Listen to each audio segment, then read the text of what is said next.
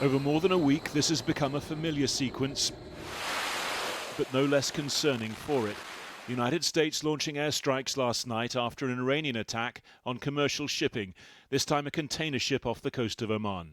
Iran responding with strikes on US military targets in Bahrain, Kuwait, Jordan, and now on US radar systems in Oman. The country, it says, it's trying to coordinate with to restore traffic under a new fee-collecting system through the Strait of Hormuz. Under Article 5 of the Memorandum of Understanding, our effort was to work with Oman to establish a mechanism to ensure the safe passage of ships through the Strait of Hormuz. Unfortunately, this did not materialize because of overt and covert US pressure on Oman. Already, shipping through the strait has dropped to its lowest level since May. The United States had been insisting on its interpretation of the agreement, a full return to toll-free traffic. Today, though, Donald Trump seeming to extemporize a new approach, live on Fox News. We're going to keep the strait, and we'll probably run it. We'll become the guardian of the strait. Maybe we'll call it the guardian angel of the strait. And we should be reimbursed for that. When we do that, we're going to be reimbursed because the other nations are very wealthy. They're on our side. Later confirming he meant a reinstatement of the US blockade against Iranian shipping, a 20% levy on the value of all cargo flowing through the strait. Best not tell his national security advisor and Secretary of State last month trying to reassure America's Gulf allies. It's an international waterway. No country is allowed to charge tolls or fees on an international waterway. That's existing international law. If implemented, this would all but mandate an escalatory response in turn from Iran and reinstate the kind of economic risk the president had said he'd averted by signing the agreement last month. Iran's military warning regional countries that cooperating with the US would be seen as an act of war and that they would be engulfed in its flames. And in a further widening of the conflict, Houthi rebels in Yemen accused Saudi Arabia of striking Sanaa's international airport.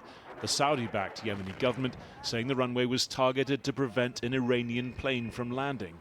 It instead was diverted to another rebel-held city. A series of Iran-backed anti-Semitic attacks in the UK leading to action here too. Keir Starmer reassuring Jewish groups that they would target Iran's Islamic Revolutionary Guard Corps and another Iranian body.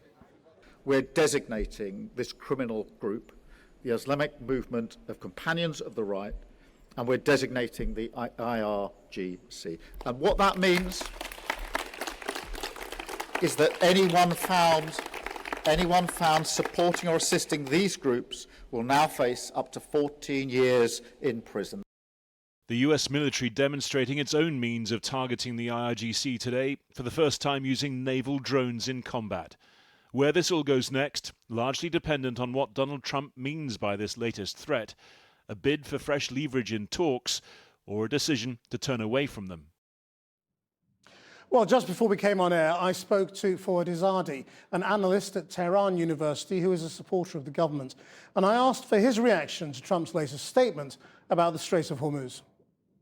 This is what Trump wants to do, wants to control the Strait of Hormuz, wants to use that leverage against China, against Russia. He wants to make money. You know, United States has a lot of debt, $35 trillion. He's very serious about what he's talking about. He has been attacking Iran last night, the night before, and he thinks he's in charge. The only problem that he has is that the resources of this part of the world belong to the people of this part of the world. We have Iranians that realize what Trump is all about, and they're not going to allow him to take over the Strait of Hormuz or take over Iranian oil. But do you believe he means it, or is it a bluff about improving the negotiating position? I don't think it's a bluff. You know, they're taking over Venezuelan oil. We had this report in New York Times saying that Rubio and Delcy Rodriguez, are chatting with each other over WhatsApp, coordinating things. Trump took over the government of Venezuela. So how do you believe Iran will respond? You know, will it attack ships that are passing under American control? You know, since we have been doing this for a number of months now, we have this manual.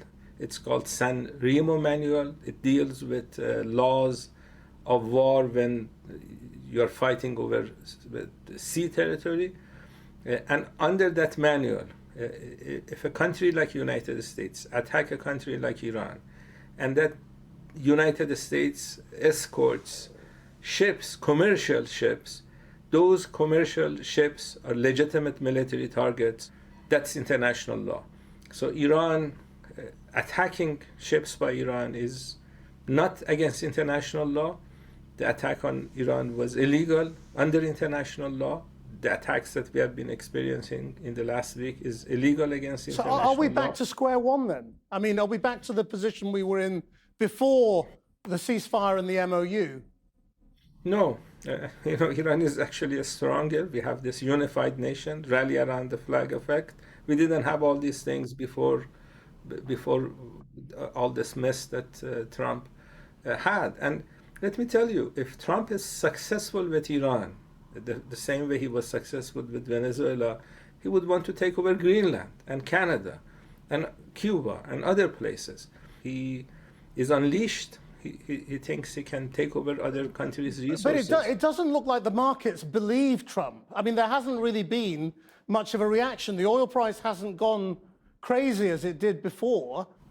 I think they're going to react because I think they realize that the Iranian government gave Trump an off-ramp to basically finish this mess that he has started. And he's not interested. He has taken some oil out and he wants it all. And this may work when you're a real estate tycoon in New York, but when you're doing geopolitics, that's not going to work. So we're back to war. You know, we are on the receiving end of American bombs as we speak. We are at war. Fouad Izzadi, thank you very much. Thank you.